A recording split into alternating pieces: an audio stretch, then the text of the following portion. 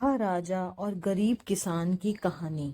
एक बार एक राजा भेष बदलकर रात में नगर का भ्रमण कर रहा था।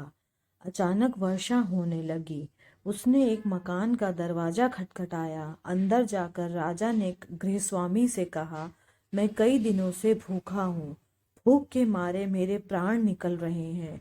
जो कुछ हो मुझे तुरंत खाने को दे दो।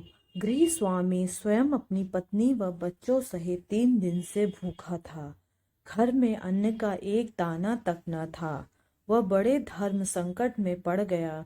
उसे समझ नहीं आ रहा था कि वह अपने भूखे अतिथि को कहाँ से भोजन कराए। तभी उसके मन में एक विचार आया। वह घर से बाहर निकला और घर के सामने एक दुकान से 2 मुट्ठी चावल चुरा लाया। उस गृहस्वामी ने अपनी पत्नी से उस चावल को पकाकर उन्हें अतिथि को खिलाने के लिए कहा। अगले दिन दुकानदार ने राजा से पड़ोसी की शिकायत की और कहा कि उसने दुकान से चावल चुराए हैं। राजा ने तत्काल उस व्यक्ति को बुलाया और चावलों की चोरी के बारे में पूछा।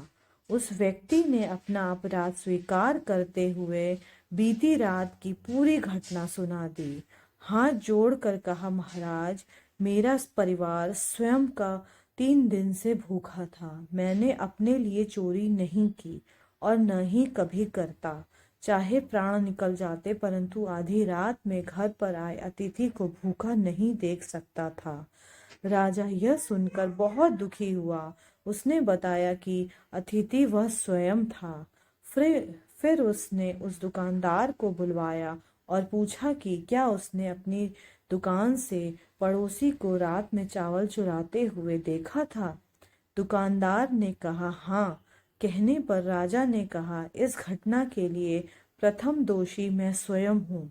दूसरा दोषी दुकानदार है, जिसने रात में पड़ोसी का चावल चुराते हुए देख लिया, परंतु 3 दिन तक पड़ोसी को परिवार सहित भूखा रखते नहीं देखा। इसने अपना पड़ोस धर्म नहीं निभाया। राजा ने उस दुकानदार को जाने के लिए कहा और स्वयं गृहस्वामी अतिथि निष्ठा भाव से प्रसन्न होकर 1000 सोने की अशर्फियां उसे इनाम में दे दी। शिक्षा। दोस्तों, इस कहानी से हमें शिक्षा मिलती है कि हमें अपने अतिथि का सम्मान करना चाहिए। और देखा जाए तो हमारे ग्रंथों में भी लिखा है, अतिथि परमो धर्म।